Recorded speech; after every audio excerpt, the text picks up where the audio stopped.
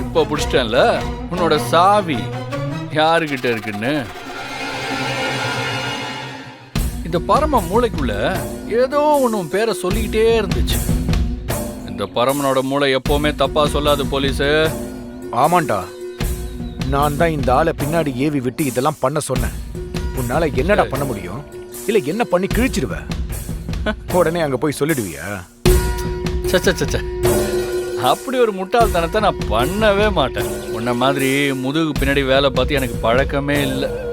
மூஞ்சிக்கு நேரம் வேலை பார்த்து தான் பழக்கப்பட்டிருக்கேன். புரியுதா?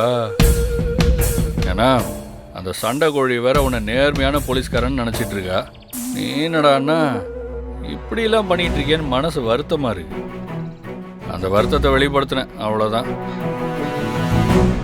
சரி பாயிண்ட்டுக்கு வருவோம். எதுக்காக நீ இப்படிலாம் பண்ற அதை முதல்ல சொல்லு.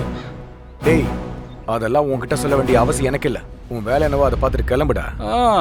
என் வேலையை தான் நான் பார்த்துக்கிட்டு இருக்கேன்.